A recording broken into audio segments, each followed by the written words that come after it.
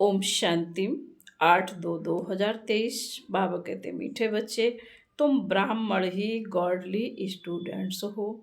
तुम ही बाप ने रचता और रचना का ज्ञान देकर मास्टर जानी जाननहार बनाया है। अभी तुम सब कुछ जान जान जाते हो। अभी तुम सब कुछ जान जाते हो। प्रश्न है, दूसरों को समझाने की फलक किन बच्चों में रहेगी? बाबा का उत्तर है, जिनके पास ज्ञान की पूंजी है, जो स्वयं हर बात को समझकर धारण करते हैं, वही दूसरों को फलक से समझा सकते हैं। तुम्हें फलक से सबको बाप का परिचय दे उनसे वर्षा लेने की विधि बतानी है। गीत है तकदीर जगाकर आई हूँ। ओम शांति। वास्तव में यह गीत गाने की जरूरत नहीं है, परंतु बहलाने के लिए यह आवाज करना पड़ता है। वास्तव में आत्मा को आवाज करने की दरकार नहीं है। आत्मा तो आवाज से परे निर्माण धाम जाने चाहती है, बहुत बाजे गाजे तालियां आदि सुनकर आत्मा थकी हुई है। इसलिए अब बाप को याद करती है, हे भगवान मुझे ले जाओ। बच्चे जानते हैं यह बाप हमको समझा रहे हैं। जैसे घर में बाप और दादा दोनों बच्चे बच्चे कहते हैं, दादा ऐसे नहीं कहेंगे कि पोत्रे इधर आओ, दोनों ही कहेंगे बच्चे इधर आओ। यहाँ तो बाप और दादा साकार और निराकार दोनों इकट्ठे हैं। वास्तव में सभी मनुष्य मात्र का यह बाप और दादा है, तो जरूर परम पिता परमात्मा को सृष्टि रचने आना पड़े। तुम्हारा नाम बहुत अच्छा रखा हुआ है।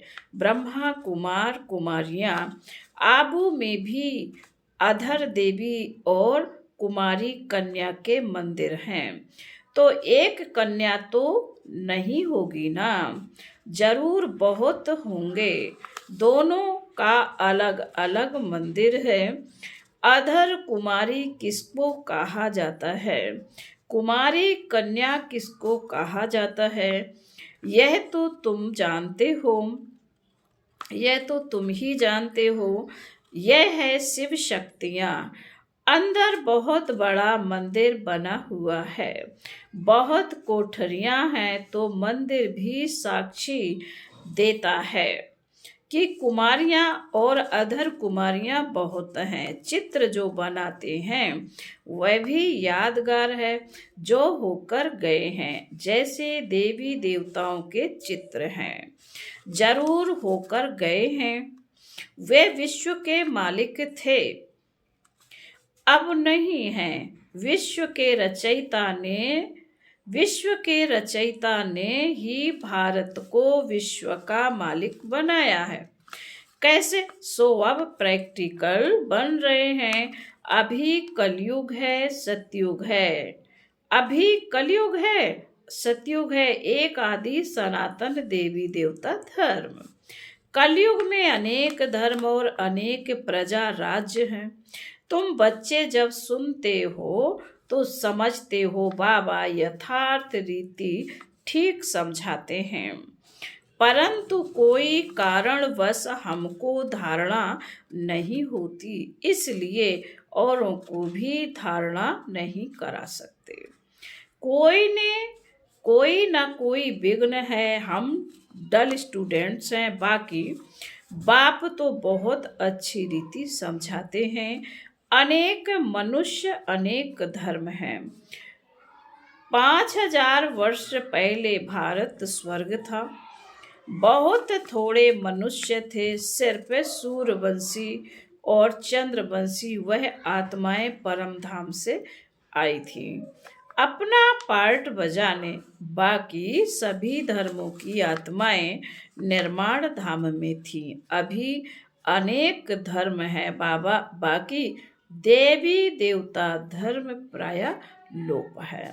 तो जरूर फिर सतयुग बनेगा, परम पिता परमात्मा को ही आकर स्वर्ग रचना पड़े।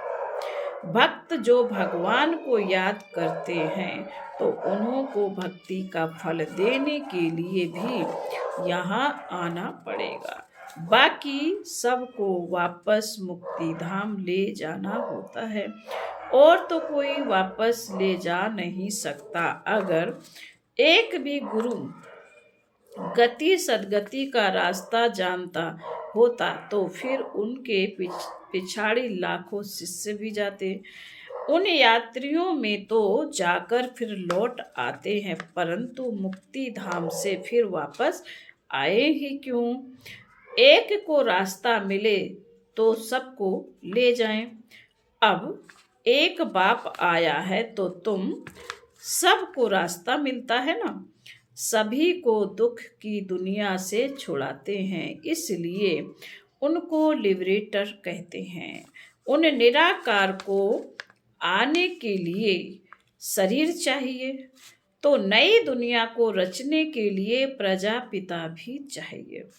रचना यहाँ रचनी है तो ब्रह्मा भी यहाँ का मनुष्य चाहिए। सूक्ष्म वतन से उतर नीचे तो नहीं आएगा। कहते भी हैं अभी ब्रह्मा की रात है, तो ब्रह्मा मुख वंशावली भी रात है। अब अंत में बाप आए हैं दिन करने। ब्रह्मा की रात पूरी होती है तो बीके की रात भी पूरी होती है। प्रजापिता ब्रह्मा तो ठीक है, वास्तव में सभी मनुष्यात्माओं का बाप परमात्मा को कहा जाता है। सभी उनको गॉड फादर परम पिता परमात्मा कहते हैं। सेंसिबल मनुष्य जब गॉड फादर कहते हैं तो कोई मनुष्य को याद नहीं करते। कोई तो कहते हैं वह ज्योति स्वरूप है, ब्रह्मा है। ब्रह्मा विष्णु शंकर को तो ब्रह्मा नहीं कहेंगे। तो पहले पहले परिचय देना है अपना कि हम बीके हैं। ब्रह्मा को भी परम पिता परमात्मा रचते हैं, फिर ब्रह्मा मुख से ब्राह्मणों को रचा। प्रजापिता है तो जरूर बहुत संतान होगी। इस रीति सिजरा बढ़ता जाता है। ब्राह्मणों का वर्ण बदल सतयुगी देवता बनते हैं, क्योंकि बाप बैठ ब्राह्मणों को राजयोग सिखलाते हैं। बाप कहते हैं तुम मेरे द्वारा मुझे और मेरी रचना को जानने से सब कुछ जान जाते हो, बाकी कुछ जानने के लिए नहीं रहता है। इतना बड़ा इम्तिहान पास कर लेते हो, अर्थात मास्टर जानी जाननहार बन गए। गॉडली स्टूडेंट सिर्फ ब्राह्मण ही होते हैं। देवताएं वैश्य व शूद्र कोई भी गॉडली स्टूडेंट्स नहीं होते हैं। भगवान वाच होता ही ब्राह्मणों प्रति। अगर कृष्ण भगवान वाच हो तो भी किन्हों प्रति? जरूर ब्राह्मण चाहिए। तो प्रजापिता द्वारा ब्राह्मण रचते हैं। रुद्र ज्ञान यज्ञ भी ब्रह्मा ही रचते हैं। कृष्ण ज्ञान यज्ञ तो कभी नहीं कहते। तो पहले पहले समझाना है कि हमको पढ़ाने वाला स्वयं परमपिता परमात्मा है, जो ही ज्ञान सागर है। वही हमारा बाप टीचर सतगुरु है। फिर इसमें कोई उल्टा सुल्टा प्रश्न उठाने की दरकार ही नहीं। इतने ढेर बीके हैं, कोई एक दो नहीं है। पहले पहले पढ़ाना ही अल्प है। अल्प बेगर मनुष्य कुछ भी जान नहीं सकते। उन्हों को समझाना चाहिए कि परमपिता परमात्मा शिव ब्रह्मा मुख द्वारा ब्राह्मण रच रहे हैं। अकेला ब्रह्मा तो रचता नहीं है। यह पॉइंट्स धारण करने की हैं। बाबा के पास ज्ञान है तो तुमको डिलीवरी करते हैं। तुम हो ज्ञान गंगाएं, सागर तो एक ही है। यह ब्रह्मा भी ज्ञान कंठ करते हैं तो यह भी ज्ञान गंगा हुई। ज्ञान कंठ करने वाले को ज्ञान गंगा कहा जाता है। उसमें मेल फीमेल दोनों आ जाते हैं। ज्ञान सागर तो एक ही बाप है। यहाँ देखो पानी के सागर को तो टुकड़ा टुकड़ा कर दिया है। सतयुग में जब एक ही सूरबंशी राजाई थी तो सागर के टुकड़े नहीं थे। कहाँ भी जाकर सैर कर आते थे। वहाँ कोई कह न सके कि मेरी हद में ना आओ अथवा पानी ना लो। यहाँ तो एक दो का पानी ही बंद कर देते हैं। कितने टुकड़े हो गए हैं। अब हम एक ही सचखंड स्वर्ग की स्थापना कर रहे हैं। बाप का भी विचार सागर मंथन होता है तब तो समझाते हैं। ब्रह्मा भी कहेंगे सभी जीव आत्माएं हमारे बच्चे हैं। आदि देव अथवा आदम सभी का बाप है, ऐसे नहीं। उस समय कोई मनुष्य नहीं थे। फिर आदम ने आदमी पैदा किए नहीं। निराकार बाप को पहले जरूर आदम में आना पड़े तब तो मुख वंशावली रचे। बाकी ऐसे नहीं कोई मुख से निकल आए व नासिका या पवन से पैदा हुए। यह सब है भक्ति की बातें। मनुष्य तो कक्ष मक्ष को भी पूजते रहते हैं। तो पहली बात है कि आत्माओं का बाप कौन है। वह जरूर स्वर्ग रचयिता होगा। अब तो नरक है। अभी हम स्वर्ग के लिए राजयोग सीख रहे हैं। परमपिता परमात्मा द्वारा, ब्रह्मा भी उन द्वारा पढ़ रहे हैं। परमपिता परमात्मा सभी आत्माओं का बाप है। ब्रह्मा जीव आत्माओं का बाप है। हम उनकी मुख वंशावली ब्रह्मा कुमार और ब्रह्मा कुमारियां हैं। हमको ज्ञान फिर भी ज्ञान सागर बाप ही देते हैं। हम श्रीमत पर चलते हैं। वह तो नामी ग्रामी है। ब्रह्मा की मत मशहूर है। ऐसे कभी नहीं कहा जाता है कि विष्णु भी उतर आए तो भी हम नहीं मानेंगे। यह ब्रह्मा के लिए ही कहा जाता है। उनको ज्ञान देता है शिव। ब्रह्मा को ज्ञान देता है शिव। तुम भी श्रीमत पर चल श्रेष्ठ बनते हो। बाप समझाते हैं कि मैं आकर देवता धर्म की स्थापना करता हूँ। ये जो आर्य समाजी इतनी खिटपिट करते हैं उनको बोलो तुम देवताओं को तो मानते नहीं हो, उनको खंडन करने वाले हो। हम हैं देवी देवता धर्म के। तुम्हारा धर्म अलग है, देवी देवता धर्म अलग है। हर एक को फ्रीडम है अपने धर्म में कुछ भी करें। मुसलमानों का धर्म अलग है। वह बहुत डिफीट करते हैं कि तुम ऐसे क्यों करते हो। वैसे हमारा धर्म आदि सनातन देवी देवता धर्म है, उसका ही प्रचार करते हैं। तुम इंटरफियर क्यों करते हो। उन्हों को भी युक्ति से समझाना है। उनसे डिस्कस करने की जरूरत नहीं, उससे वह समझेंगे नहीं। जो भी कोई आए तो बाप का परिचय दो। हम बाप से वर्षा ले रहे हैं, तुमको भी लेना हो तो आओ। बाप अमरलोक स्थापन कर रहा है, इसलिए तुमको पावन जरूर बनना पड़े। बाप कहते इस रावण पर जीत जरूर पानी है। हम शक्ति सेना जीत पा रही हैं, हमारा उस्ताद कैसे हमको जीत पाना सिखला रहे हैं। सो आओ तो हम तुमको समझाएं, अगर तुमको जीत पानी है तो तुम भी दिल तुम भी शक्ति दल में शामिल हो जाओ। बाकी फालतू बातें मत करो, परंतु यह फलक से कह वही सकेंगे जिनके पास ज्ञान की पूंजी होगी। फिर बाबा कहते हैं, अच्छा मीठे मीठे शकील दे बच्चों प्रति माता पिता बाप दादा का याद प्यार और गुड मॉर्निंग। रूहानी बाप की रूहानी बच्चों को नमस्ते। हम रूहानी बच्चों की रूहानी माता पिता बाप दादा का याद प्यार गुड मॉर्निंग और नमस्ते। ओम शांति। धारणा के लिए मुख्य सार है। पहला पॉइंट है बाबा का, ज्ञान को कंठ कर मास्टर ज्ञान सागर अथवा ज्ञान गंगा बन पत्तों को पावन बनाने की सेवा करनी है।